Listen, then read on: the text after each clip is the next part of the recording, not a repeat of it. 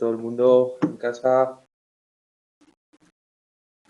Eso, vamos a terminar con el tema de la agresión, por lo menos los modelos.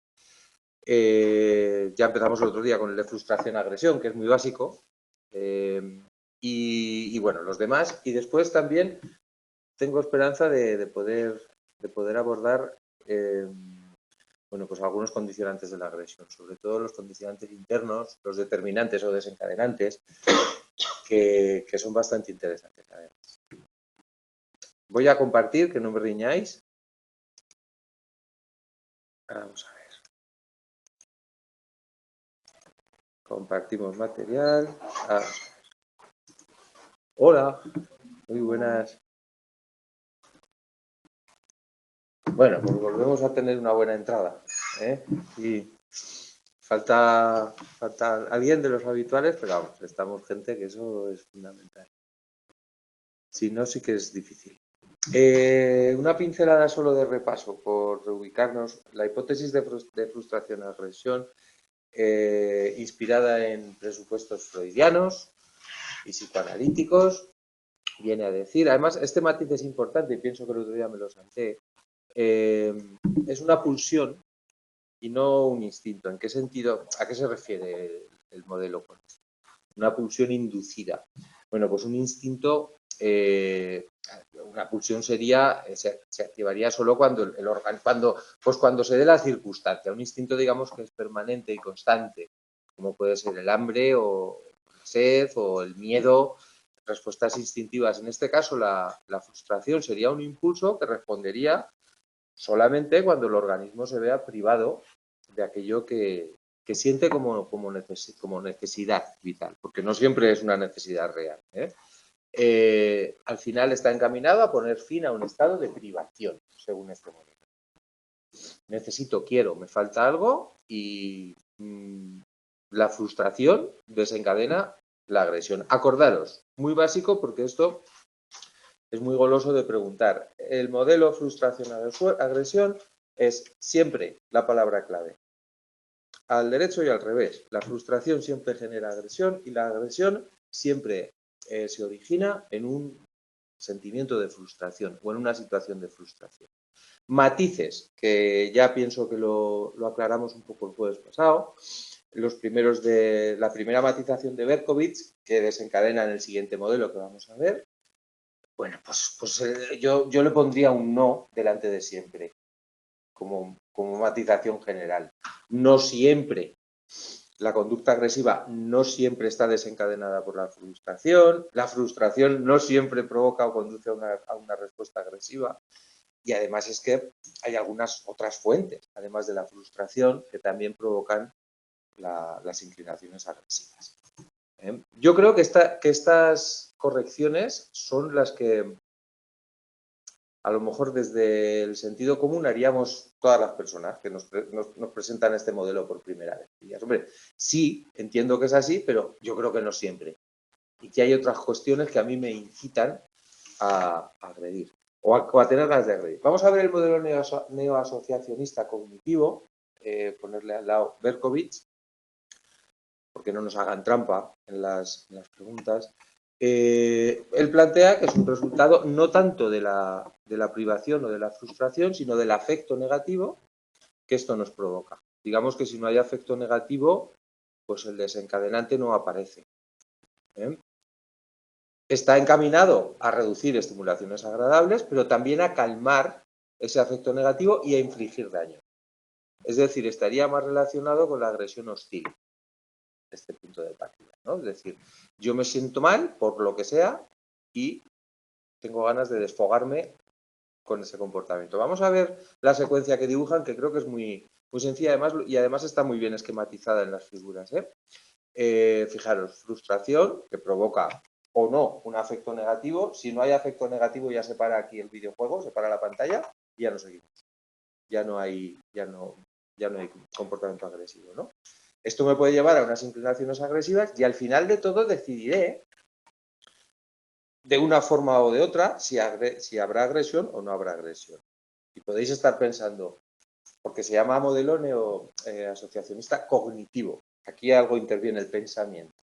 Podéis estar pensando, yo me pueden cabrear a veces muchas cosas y al final acabo decidiendo irme o acabo decidiendo agredir verbalmente. ¿Por qué? Pues poneros en situación de un recreo de cuando éramos pequeños igual nos da la pista. De entrada, una de las cuestiones clave, y me anticipo un poco, es si me veo capaz, si el otro es más fuerte que yo, si tengo otra posibilidad, a lo mejor cabe la huida o no, o solo me queda agredir. Vamos a verlo. La secuencia. Hay un acontecimiento aversivo, el vecino y el taladro. ¿Vale? Que además es uno de los ruidos. Luego, yo pienso que los estímulos ambientales instigadores de agresión no me va a dar tiempo a desarrollarlos hoy, pero leerlos con interés, que son, imaginaros, el calor, la densidad, el ruido, el haber dormido mal, esto ya es una cuestión interna, no es ambiental, pero el vecino del taladro, ¿vale? Que estamos tranquilamente un domingo intentando descansar y a mí me cabrea. Además es un ruido horrible porque no es previsible, no sabes si ya es el último cuadro, si tiene que romper más cañerías, cuánto le queda, qué regularidad tiene. Si yo lo puedo prever un poco, ofende menos. Pero si no, bueno, me enfado, me siento mal.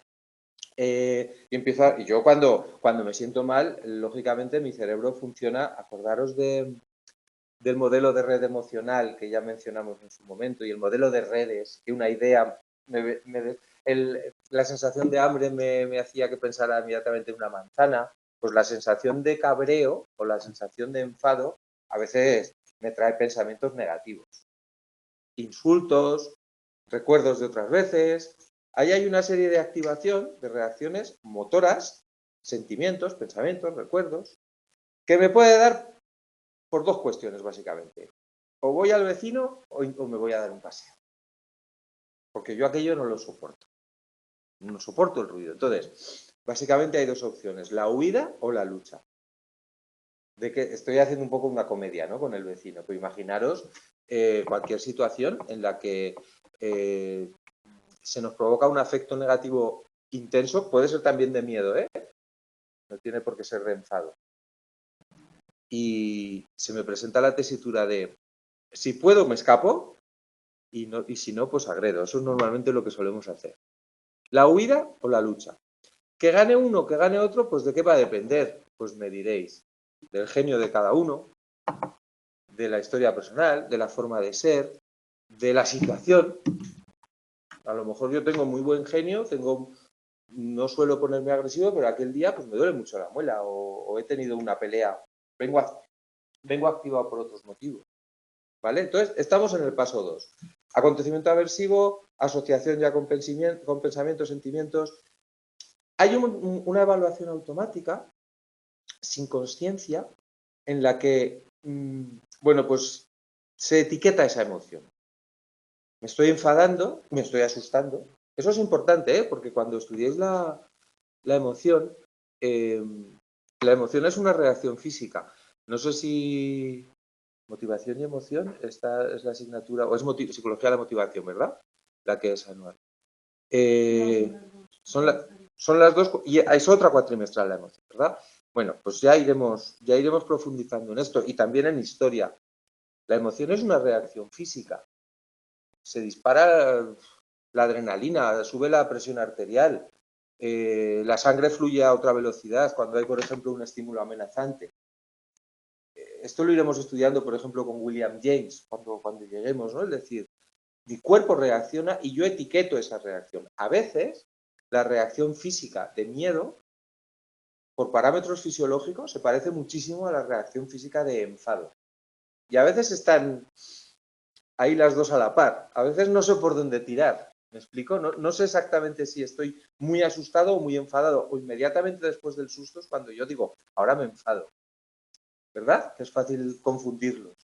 Entonces, en esa evaluación automática, ese afecto negativo se puede encaminar básicamente o hacia el enfado o hacia el miedo de forma muy rudimentaria. Una cuestión que a mí me encanta decir, para que veamos hasta qué punto la emoción es física, lo cual no quiere decir que no le pongamos luego subjetividad, y etiqueta y el sentimiento sea otra cosa, pero la emoción, cuando yo estoy enfadado, cuando es claramente ira, la sangre automáticamente fluye a las manos. Y cuando es miedo, la sangre va muy rápidamente a las piernas. Porque cuadra muchísimo, ¿no? Me predispone a correr. Y en muchas situaciones, las reacciones ante una situación imprevista, amenazante, estoy mezclando, pero creo que esto es interesante,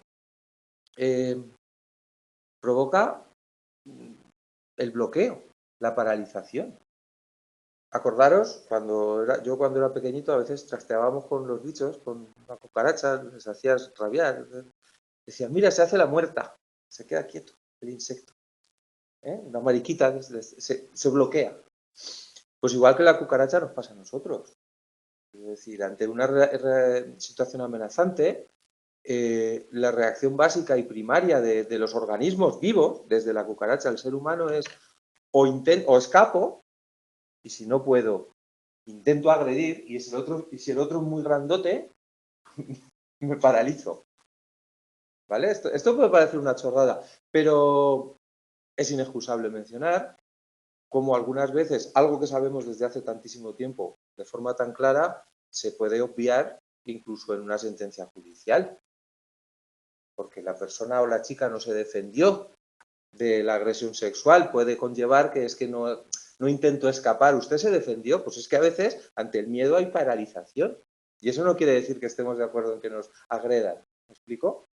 Bueno, pues una curiosidad, un poco no sé, por contextualizar. Después de si sentimos ira o sentimos miedo, de esa primera evaluación automática de lo que me dice mi cuerpo, ¿vale? Porque yo cuando habla el taladro, antes de pensar yo, mi cuerpo ya se está cabreando o se está...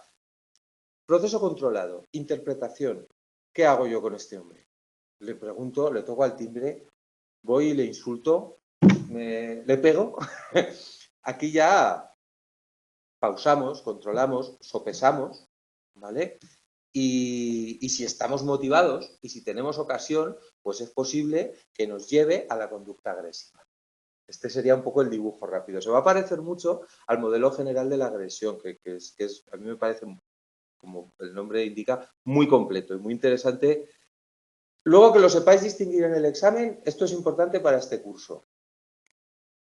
Que comprendáis los modelos, aunque luego los mezcléis, a mí me parece importante para vuestra formación como psicólogas y psicólogos, para el examen que nos acordemos que es el de Berkovits, pero luego esa mezcla me parece una comprensión pues muy aconsejable, ¿no? Fijaros el modelo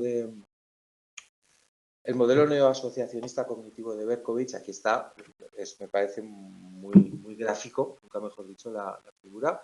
El acontecimiento del afecto negativo, hay asociaciones primitivas. ¿En qué sentido? Respuestas fisiológicas, ¿vale? Pensamientos, sentimientos, tal. Me voy. Me quiero ir de aquí. Otras respuestas tanto fisiológicas como subjetivas, como sentimientos relacionados con la lucha. Le pego. Los de la lucha nos llevan hacia el sentimiento subjetivo de ira, es decir, me estoy enfadando. Los otros, pues posiblemente ya me estoy agobiando, siento miedo por esta situación. Y luego en el procesamiento elaborado, pues aquí ya, fijaros, que ya sabéis mucho. Procesos atribucionales. ¿Esto por qué lo está haciendo? ¿Por fastidiarme? Es que sabe que yo el domingo, perfectamente sabe, que yo el domingo me echo la siesta. Lo está haciendo por ofenderme, por molestarme el vecino. O no, pues es que el hombre trabaja muchísimo todos los días y es el único día. ¿A qué lo atribuyo? Eso es importante para decidir si me enfado o no, ¿eh? Porque si pienso que se ha visto sometido a mucha presión porque la familia le está presionando mucho para que monte la estantería y el hombre, fíjate, está haciendo el tonto, pero lo estoy atribuyendo a una situación externa ahora. Que yo, cuando leáis esto, que os encaje. Según a lo que lo atribuya, yo me enfadaré más o menos. Las expectativas, pues esperaba descansar, esperaba que me molestara la norma social, sobre la emoción apropiada en una situación. Tú puedes haber interiorizado, pues yo qué sé, lo normal es, pues hay que tener paciencia también. Pues que no hay derecho que no te dejen descansar. Todo tiene una norma social, explícita. Hay unos sentimientos ya claros, ya los etiquetamos, se van hacia la ira, la irritabilidad o hacia el miedo. Es un modelo muy aseado. Después de pasar el cuarto paso, que, pues eso, lo que os acabo de explicar, ¿no? El quinto paso, ¿qué hago? ¿Qué hacemos con esto? La probabilidad de que haya una agresión depende de 3 cuestiones y las podríamos decir en nuestro idioma. Básicamente, ¿cómo estoy yo de alterado? Si la puedo pagar con él o no, con la otra persona, si está disponible, esto parece muy obvio, pero a veces estamos muy enfadados con alguien que no tenemos delante. Y eso sí que nos enfada. El no poder pagarlo con la persona, ¿no? Y luego, pues la capacidad de autocontrol que cada uno tenga. Es decir, y aquí está clara la relación, cuanto más autocontrol, cuanto menos autocontrol, más probabilidad de conducta agresiva. Yo creo que es un modelo muy aseado y muy ilustrativo. Saltamos, si tenéis dudas, yo paro, y si no sigo ya. La teoría del aprendizaje social va a ser una constante en todas las asignaturas y temas que de vez en cuando expliquemos aquello que estamos viendo con la teoría del aprendizaje social de Bandura. Cuando escuchéis condicionamiento vicario o aprendizaje social, os tiene que venir un poco como trampa este señor, Bandura, porque es, digamos, el gran teórico del aprendizaje observacional. ¿Qué es el aprendizaje observacional? Todo lo que estáis aprendiendo en psicología del aprendizaje, o aprenderéis, en cuanto al condicionamiento instrumental, consecuencias de la acción. Si yo me tomo una aspirina y se me pasa el dolor de cabeza, es un refuerzo negativo, se refuerza el consumo de aspirina, ¿verdad? Técnicamente me da igual ahora esto, Si veo un poquito de agua, me siento mejor. Bueno, cualquier cosa que hago que tiene una consecuencia positiva, la repito, ¿no? Condicionamiento instrumental. El aprendizaje observacional es el condicionamiento instrumental a distancia. Yo llego el primer día a clase y el profesor no lo conozco. Hay 200 estudiantes porque es la universidad y no sé yo aquí qué hacer. Y en mitad de clase hay una estudiante, una compañera, que levanta la mano y empieza a hablar e interrumpe al profesor. Oiga, ¿por qué es que yo...? Y le echa una bronca que es... La pobre se queda blanca. ¿Vas a preguntar tú la próxima vez algo al profesor este? No, porque has observado. Normalmente, en clase, todos los profesores siempre nos han dicho desde pequeñitos que preguntemos, pero siempre vemos a ver si lo pregunta a otro, a ver lo que le pasa, ¿verdad? Esto se aplica a muchos comportamientos, es un proceso de condicionamiento por observación, ¿vale? 2 mecanismos. Observo lo que le pasa a las demás personas. Por ejemplo, voy a abrir un poco más, ¿vale? Porque yo tengo un calor. La primavera esta que nos está llegando. Observo qué le pasa al protagonista de mi serie favorita, que soy un niño y veo una serie de dibujos, y el niño matón de clase se lleva muchísimas recompensas por ese... A ver, el comportamiento agresivo está socialmente muy reforzado. Muy reforzado. Incluso en las propias familias nos han inculcado siempre que tú no pegues, pero si te pegan, defiéndete, ¿verdad? Y no discuto la idea, Eso no es el tema de hoy, ya lo podríamos discutir si esto es así o no. Pero está muy reforzado socialmente. El más agresivo es el que suele ganar, el que suele obtener los beneficios. A veces, sobre todo en el tema, en los chicos, pues la agresividad es un punto de popularidad, etcétera, etcétera. ¿Vale? Observo y aprendo a través del refuerzo por observación, por imitación. Lo he explicado muy despacito porque va a aparecer muchas veces el aprendizaje vicario. Entonces, aquí hay algunos matices que ya... ¿A quién imitamos más? Bueno, pues todo esto lo aprenderéis, pero vaya, por decir algo seguro y rápido, imitamos más a quien nos gusta más, a quien nos parece más atractivo, a quien nos parece más parecido a nosotros, a quien admiramos. Los modelos a imitar, los modelos que nos lanza tanto la publicidad como la ficción, como la propia vida a veces, son modelos pues que destacan en muchos casos por su agresividad. Pero bueno, estas son las leyes del aprendizaje. Imitamos más cuando se parece más a nosotros y cuando nos parece más atractivo. Estudios, hay un estudio pionero, el paradigma del muñeco bobo, que es muy...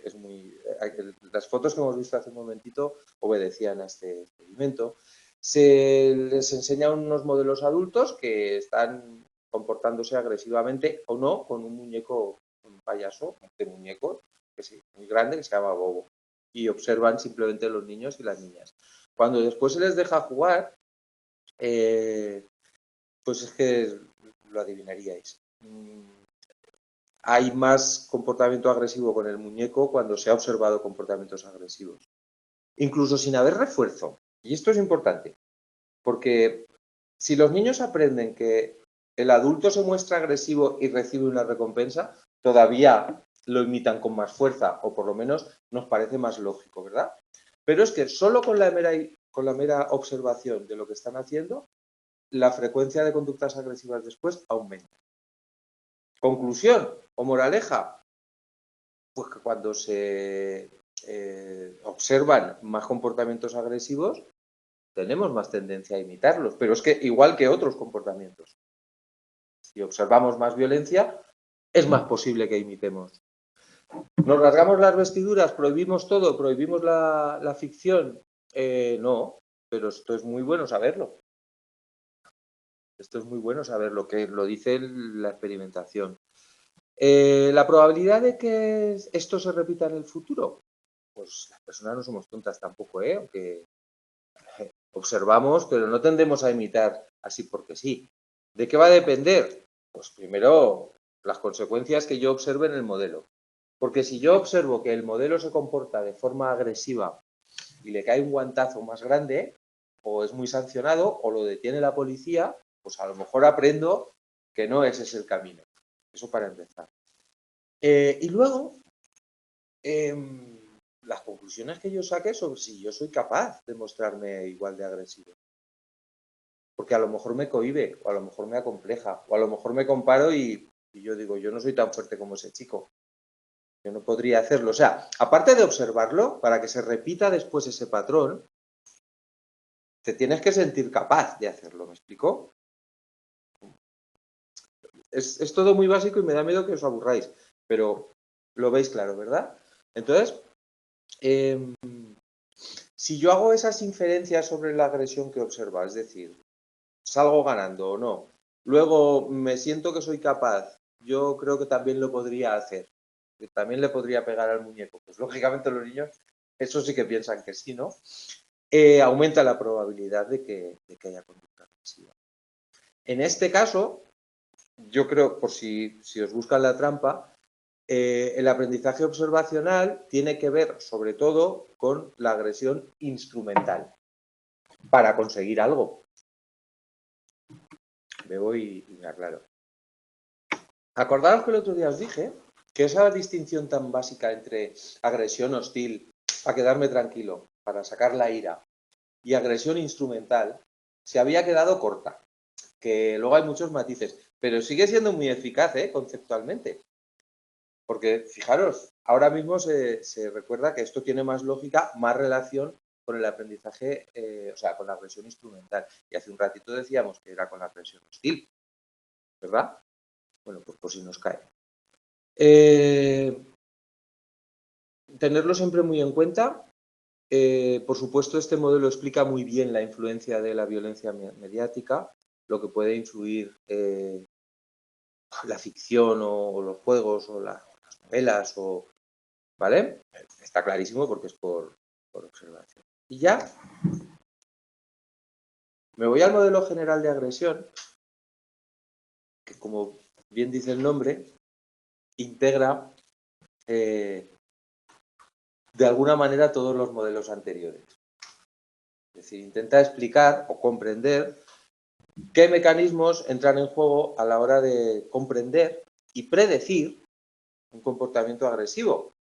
Porque la ambición de la psicología, como de otras ciencias, también es predictiva.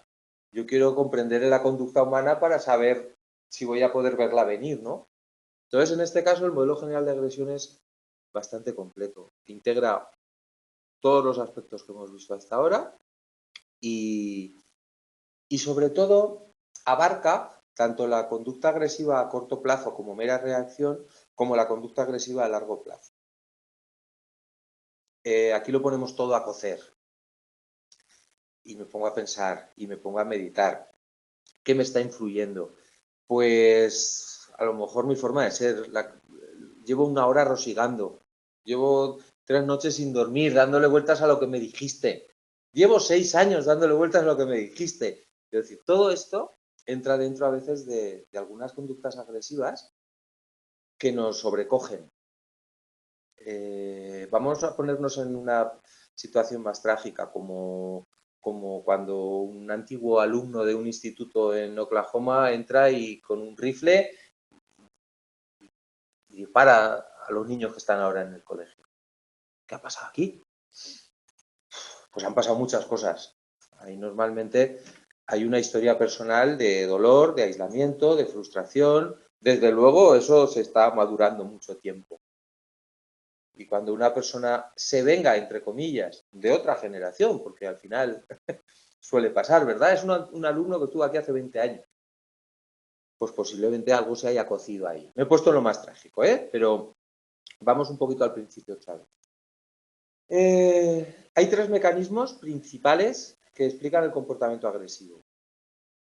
El estímulo que lo provoca, el input, las rutas o estados internos y luego los resultados de ese comportamiento agresivo. Entonces, en cuanto a las variables de entrada, ¿qué puede abrir la puerta al comportamiento agresivo? Pues variables situacionales. Yo no lo controlo. Yo no tenía la culpa de que me doliera el estómago, de haber dormido mal, de que haga mucho calor, que haga mucho frío, que haya mucho ruido. Factores personales.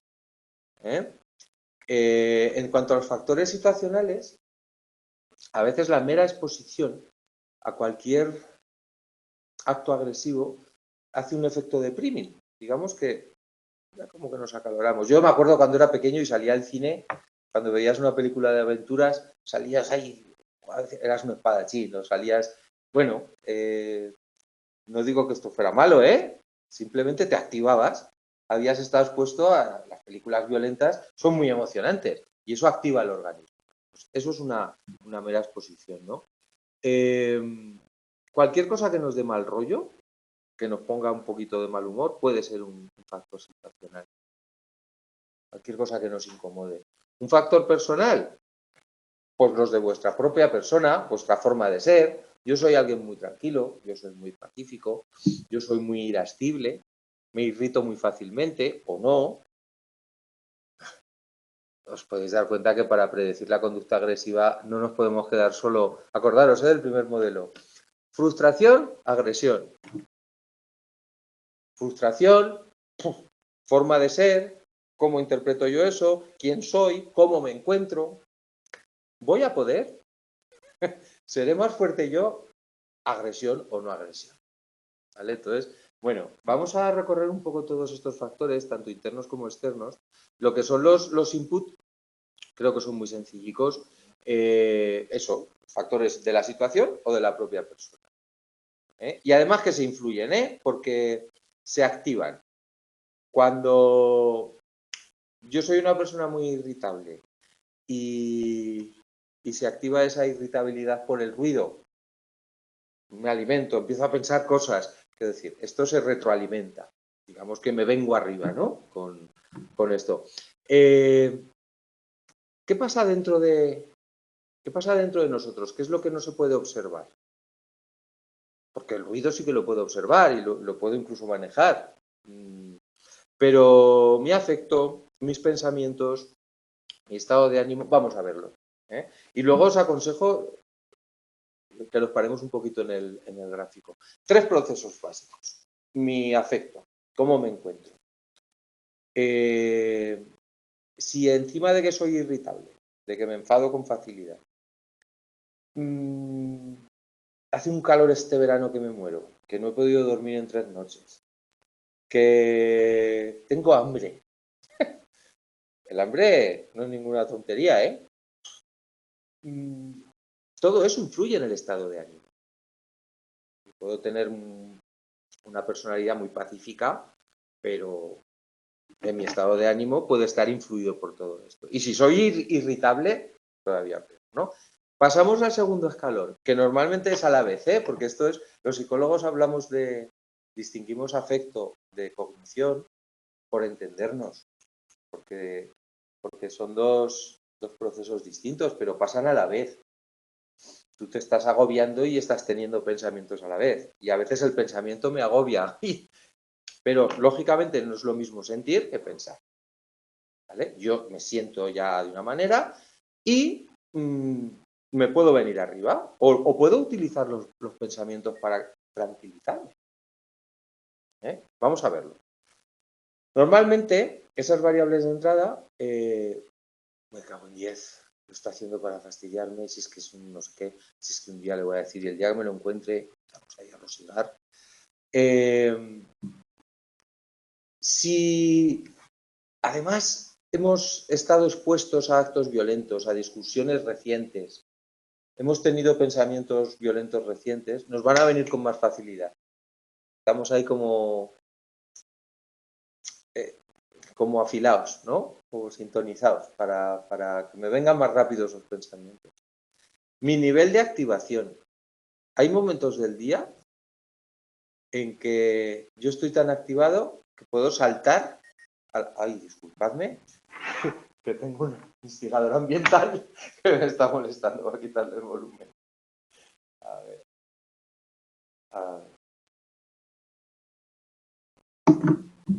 El nivel de activación. Por alto lo entendemos todos. Si yo estoy muy activada o muy activado, pues vale, puedo etiquetar la situación, puedo aumentar esa activación, pero si estoy muy desactivado también, ¿eh? Ahora os pondré un ejemplo.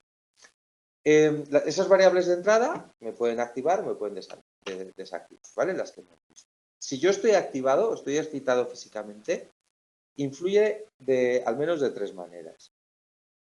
Pues es que estoy muy cansado, tengo mucho trabajo, es que llevo unos follones en el trabajo, en fin, tengo un punto de partida peligroso, porque estoy saturado por otros lados, ¿vale?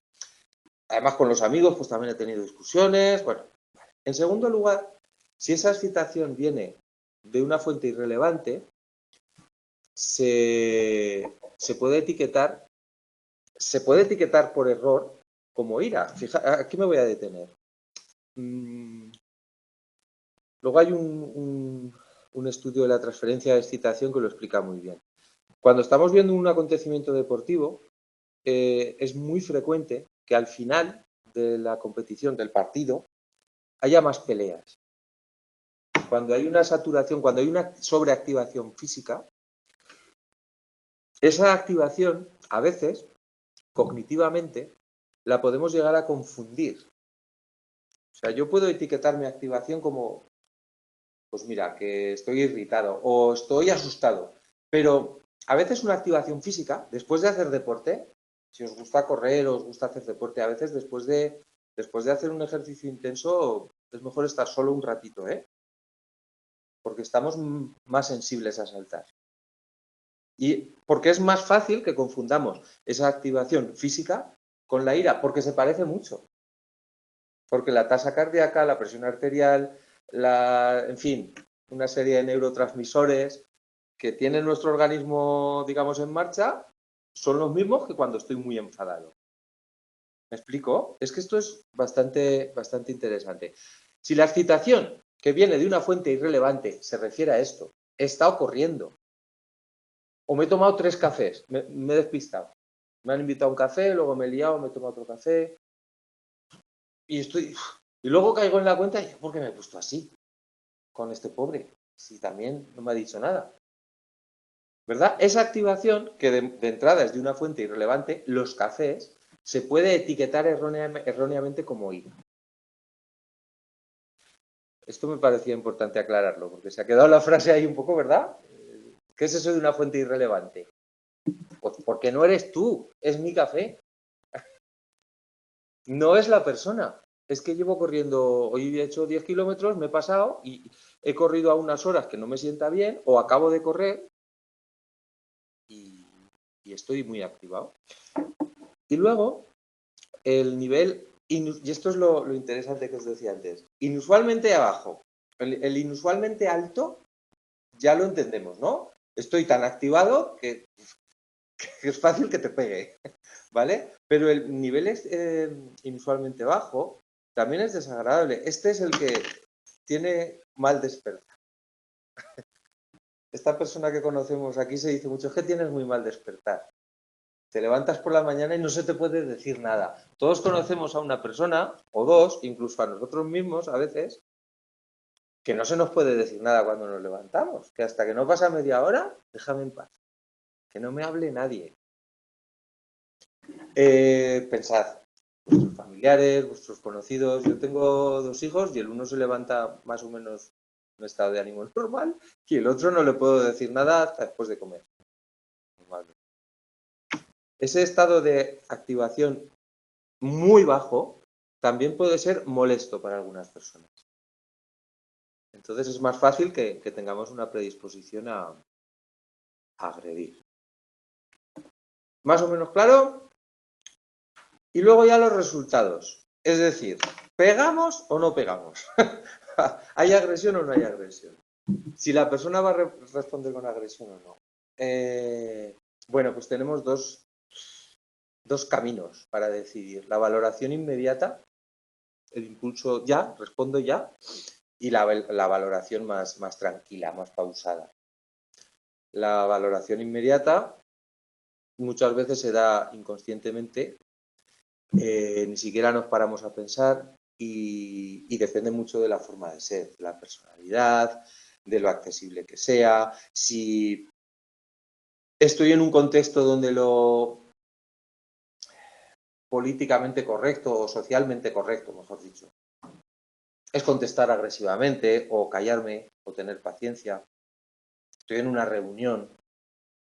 Esta mañana tenía una reunión de 3 horas y en algún momento de esa reunión pues me hubiera puesto agresivo porque estaban diciendo cosas que me molestaban, pero no era el contexto. Es decir, era un momento para sostener y para reevaluar y para... Vale, entonces, lo primero, aquí hay un ejemplo muy bueno, ambientado en una discoteca que juega tanto con la evaluación inmediata como con la reevaluación. Es decir, por no adelantarme, valoración inmediata, contesto ya o me lo pienso más tranquilamente.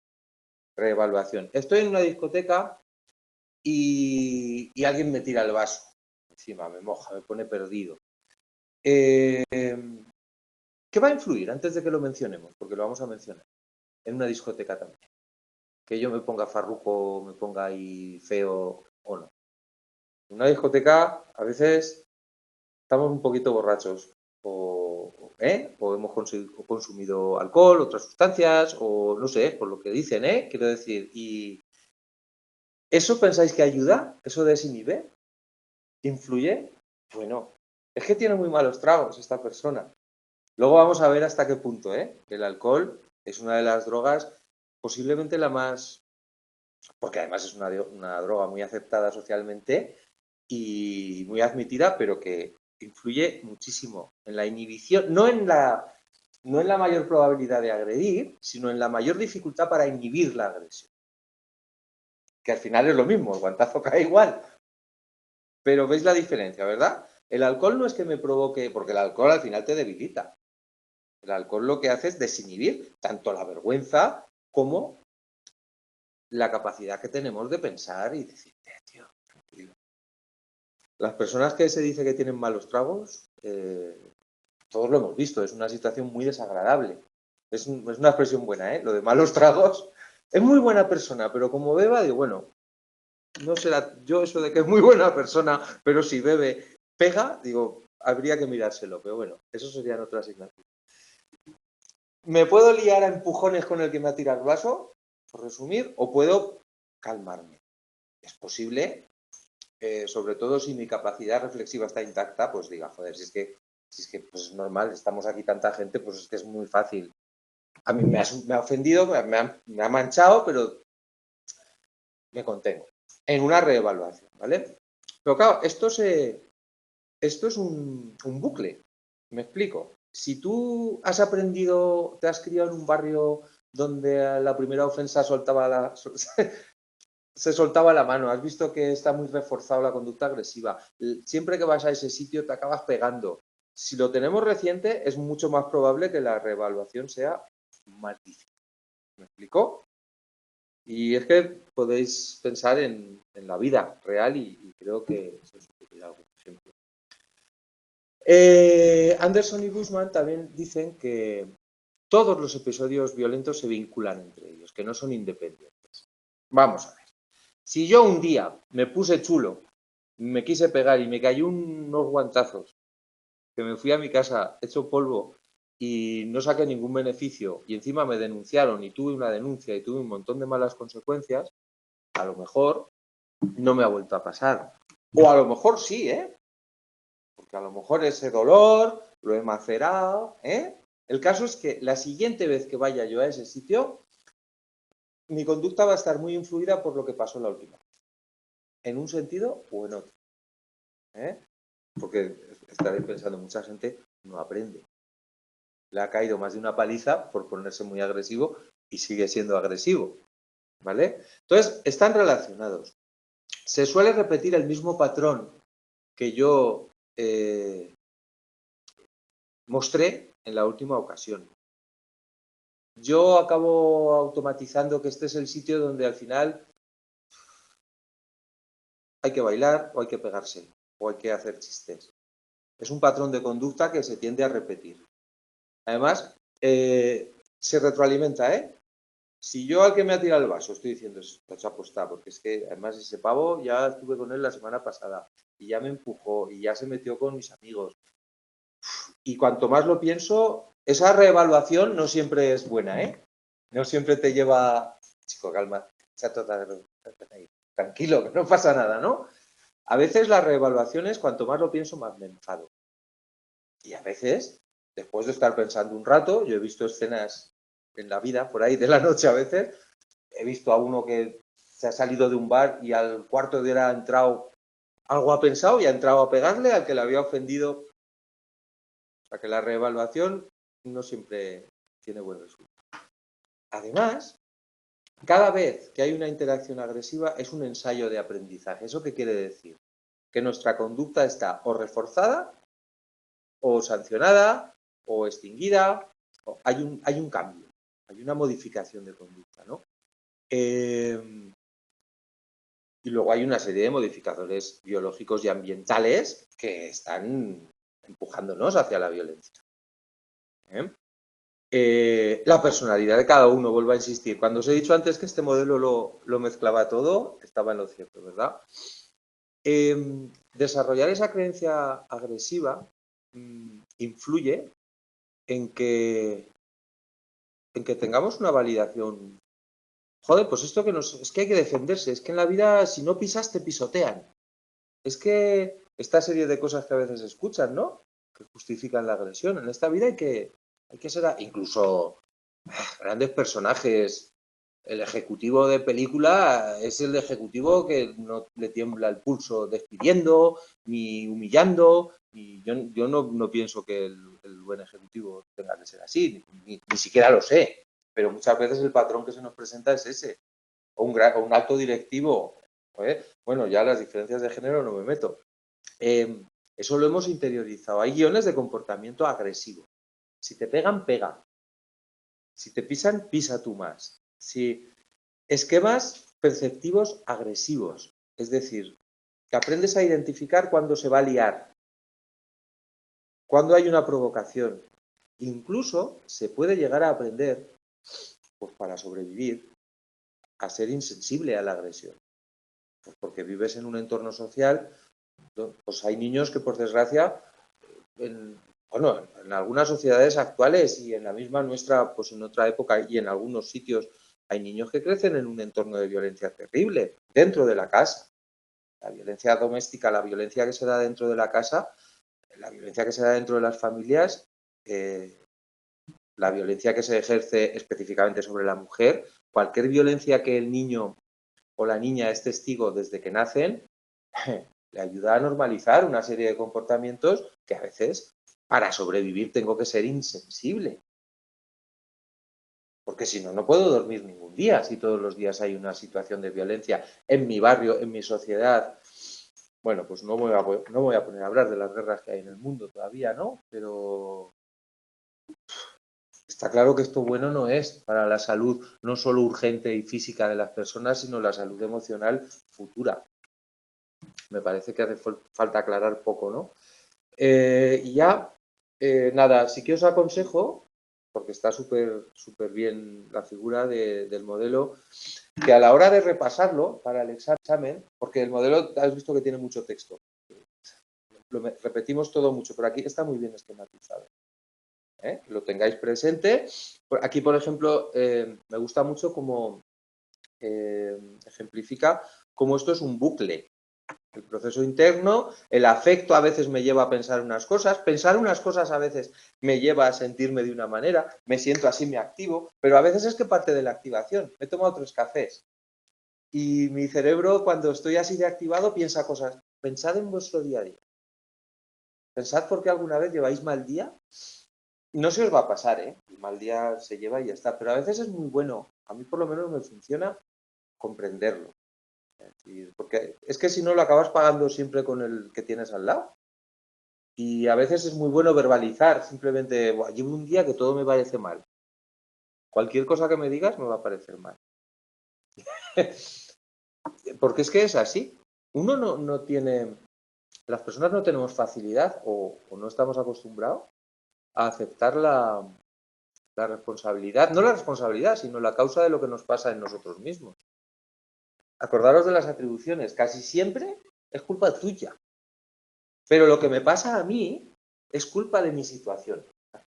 No, pues a veces es que yo no sé qué me pasa hoy, que es que llevo el día fatal. Esto está todo aquí, ¿eh? A mí me parece que este cuadro azul, aparte de para aprobar la asignatura, tenemos que tenerlo muy claro. Cómo yo me siento influye en lo que pienso, pero también las cosas que empiezo a pensar influyen en cómo me siento.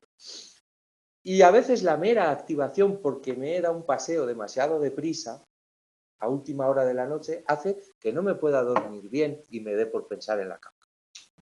¿Vale? Entonces, bueno, aún me quedan 10 minuticos largos y me apetece bastante que analicemos también los antecedentes de la agresión. Es decir, ¿qué pasa en mi organismo? ¿Qué pasa en lo que haces tú o aquel para que yo tenga más probabilidades de agredir? Es que es muy bueno saberlo, ¿eh? Hay variables internas, hay factores personales, biológicos, que afectan, no de forma directa, ¿eh?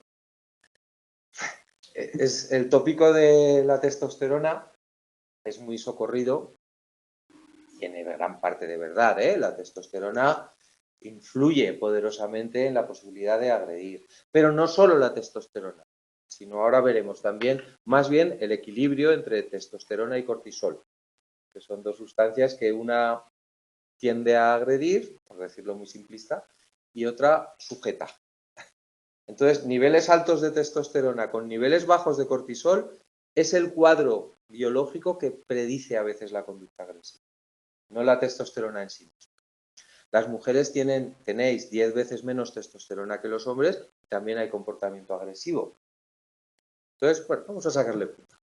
El aspecto biológico, las sustancias que están desde fuera, ¿vale? Relacionadas con la agresividad, pues abuso de sustancias como el alcohol o la cocaína, las 2 reinas digamos, de la influencia en la agresión, son las 2 sustancias que más predisponen posiblemente. También la marihuana, ¿eh? Luego la mencioné y además os va a llamar la atención. Las hormonas relacionadas, como os he dicho, es el cortisol, la hormona del estrés y la testosterona. Nivel bajo de cortisol. Aprendéroslo porque esto si no sale en una asignatura, os saldrá en otra. Si no, este año, el que viene. Lo que se relaciona con el comportamiento antisocial en niños, adolescentes, perdón, ya, y adultos es un nivel bajo de cortisol. Es decir, por decirlo de forma muy simple también, un nivel bajo de capacidad de regulación, de control, de autocontrol. ¿Vale? Y porque si el cortisol es la hormona del estrés, diréis, ¿qué provoca estrés? No, es la hormona que interviene en la capacidad de adaptarnos a los cambios. El estrés viene por la incapacidad de adaptarme a la situación, porque me supera la vida. Porque, bueno, igual me estoy enrollando mucho, pero creo que es interesante. Estudios distintos y repetidamente han demostrado que el nivel bajo de testosterona y la testosterona se relaciona positivamente, aunque por sí misma, es decir, un nivel alto de testosterona en sangre y conducta agresiva, la relación es bastante débil. La asociación estadística es débil, con lo cual la testosterona no lo explica por sí misma, con la conducta agresiva. Pero siempre lo explica más y mejor, aquí lo tenéis otra vez, cuando el nivel de cortisol es bajo. ¿Vale?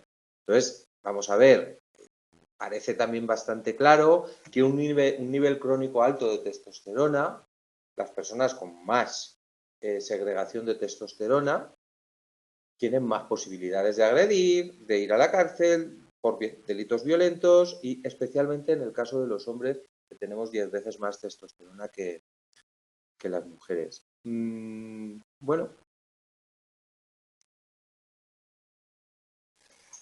Más estudios que relacionan el nivel de testosterona y el comportamiento agonista, qué es la causa y qué es el efecto. Es decir, yo soy agresivo, porque si yo me pongo agresivo, si yo ahora mismo artificialmente, yo imaginaros que soy actor. Si habéis visto trabajar, algunas veces he visto documentales de cine donde yo he visto a Pedro Almodóvar provocar a sus actrices, empujarles, insultarles, decir, te estoy cabreando para que te muestres cabreada o para que te muestres cabreado. No sé en qué documental lo vi, pero un actor que se tiene que poner a llorar y tiene que ponerse en la piel de alguien que sufre mucho, sale hecho polvo del teatro. Porque aunque sea una farsa, se ha enfadado físicamente, porque si no, no te lo has creído como espectador. ¿Vale? Entonces, yo ahora podría ponerme a jugar, a ser actor, y si me quiero me enfado, ¿eh? Y vosotros también. Si hacemos eso, es posible que aumente nuestro nivel de testosterona. Es decir, ¿qué es el huevo y qué es la gallina? ¿Cuál es la causa y cuál es el efecto? Esto viene la pregunta, ¿no? Hay estudios que dicen que la testosterona se revoluciona antes, y así lo resumo un poquito, ¿vale? Otros dicen que los propios hinchas, cuando vamos a ver un evento deportivo, aumenta la testosterona, pero cuidado, cuando se gana. No sé por qué. Cuando se pierde, no. Cuando se pierde, no se da ese aumento de testosterona en los hinchas y en los deportistas.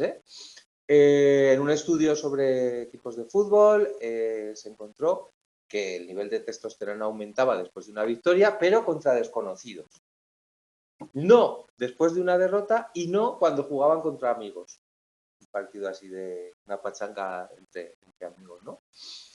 Bueno, más cuestiones interesantes que me apetece destacar. El nivel de serotonina es un neurotransmisor muy importante en la regulación emocional. Es uno de los neurotransmisores sobre los cuales la psicofarmacología intenta intervenir más para trabajar problemas del estado de ánimo. El Prozac, todos los inhibidores selectivos de la recaptación de serotonina, que son los fármacos de moda desde los años 90, la familia del Prozac, lo que intentan es no que haya más serotonina, sino que se degraden más lentamente, es decir, que inhiban su destrucción, pero al final que haya más serotonina. Cualquier psicofármaco para el estado de ánimo aumenta el nivel de serotonina. Darte un paseo al sol también, aunque no te apeteciera. Si te gusta pasear al sol, si lo odias, no. Ir al teatro, si te gusta ir al teatro, que te dé un abrazo bien dado también aumenta el nivel de serotonina. Entonces, es una hormona, es un neurotransmisor, perdón, no es una hormona, fundamental y se asocia con la regulación de las o sea, implicado en la regulación de las emociones y cuando hay un déficit, cuando falta serotonina, hay más dificultad para controlarse. y se asocia más con la conducta agresiva. En los hombres, esto es una curiosidad, que no está aquí, es más difícil a veces diagnosticar un trastorno depresivo porque los síntomas, por educación en muchos casos y por cuestiones culturales, no son tanto de tristeza como de irritabilidad. El hombre que acaba acudiendo a pedir ayuda médica o psicológica, o ambas, por sufrir un problema depresivo, muchas veces lo que se muestra es insoportable, no triste. Aunque en realidad lo que le pasa es que está triste, ¿vale? Pero a veces es difícil a veces es fácil de confundir. Entonces, esos niveles bajos en serotonina se asocian con conductas agresivas. Acordaros de que por el camino fácil, la serotonina es buena. La serotonina es buena para regular las emociones. El nivel bajo tiene que estar relacionado con la conducta agresiva. También el triptófano, también es un aminoácido importante en muchos psicofármacos, de los primeros que se encontraron para la depresión. Bueno, tiene relación también con la serotonina, porque aparecen determinados alimentos fundamentales para que se segregue este neurotransmisor. Cuando no tomamos triptófano a través de la dieta, la serotonina nos baja. Podemos tomar fluoxetina o paroxetina o Prozac, que es lo mismo, y ya está. Pero a veces, igual, mediante la alimentación también, ¿no? Entonces, bueno, para que veáis un poco que a mí me parece súper interesante esto. Y como quedan 3 minuticos solo, vamos a hablar un poquito del alcohol. Me parece que como sociedad, por lo que sea, estamos un poco equivocados con la legitimación del consumo de alcohol. Yo soy el primero que ha consumido alcohol pues desde la pubertad. Y es que está muy socialmente, o sea, muy aceptado socialmente y tiene una relación pues con algunos comportamientos, aparte de los problemas que tiene para la salud. En la agresión lo tenemos claro, quiero decir, ¿cómo influye el consumo de alcohol en la agresión? ¿Me hace más agresivo? Sí, pero especialmente porque me dificulta mi capacidad para controlarme, para inhibir mis impulsos agresivos. Y una de las escenas más bonitas que he visto observando a niños ha sido, porque el momento más peligroso de los niños y las niñas es cuando están en el aula infantil, antes de infantil incluso. 2 añitos, un añito, están en el cole y salen y te dice la profe, le ha mordido a compañero, le ha mordido a fulanito, le ha arañado. Todavía no sabemos inhibir. El guantazo lo queremos pegar desde pequeños, ¿vale? Porque es que la vida es así. Nos quitan el bocadillo o el juguete y queremos pegar.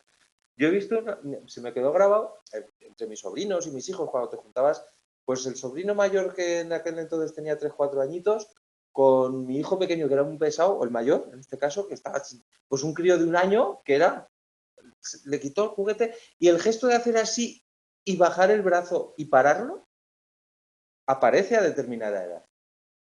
Con 2 añitos no está. El niño que la suelta. Pero eso lo aprendemos a hacer. Bueno, el alcohol desinhibe, desbloquea esa conducta que la teníamos aprendida a contener. El alcohol y otras cosas, pero el alcohol especialmente. Se nos va la vergüenza. Me vuelvo más amigable. Me parece que soy más simpático. Me parece que que bailo mejor. También se suelta la mano. Quiero decir, también se suelta la capacidad de contener. Afortunadamente no le pasa a todo el mundo. Hay gente que no, yo os prometo que no he pegado, creo que nunca, o casi nunca, casi nunca, aunque haya bebido. Pero hay muchísimas personas que es más fácilmente que lo hagan estando borrachos. En el entorno familiar, por desgracia, también. La violencia familiar se acentúa muchísimo con el consumo de alcohol. A veces la persona que ya es alcohólica acaba bebiendo pues para dejarse llevar, para liberarse y darse una legitimidad para agredir. A ver, que no estoy echando aquí un sermón o un meeting para que no bebamos, pero sí que es importante que sepamos digamos, la explicación y además hasta qué punto la investigación ha demostrado que está relacionado. No solo el alcohol, también otras sustancias. Bueno, pues a mí me ha gustado esta clase como nos ha quedado. No sé a vosotros. Me parece un tema muy bonito, comprender. Yo casi os propongo que la semana que viene salto al tema 9. Os acabáis el tema, que aún queda un poquito, pero bueno. En fin. Hay temas muy chulos que se quedan sin tocar. Leéroslo, porfa. Y desde luego, si hay algo que queráis comentar el jueves, lo comentamos. Y si no, pues yo salto al tema 9. ¿Vale? Bueno, a ver si están en casa. Claro, como no les vemos la cara, no sabemos si están o nos han dejado la pantalla puesta. ¿Estáis, verdad? Bueno, pues nada, hasta el próximo jueves. Muy bien. Adiós.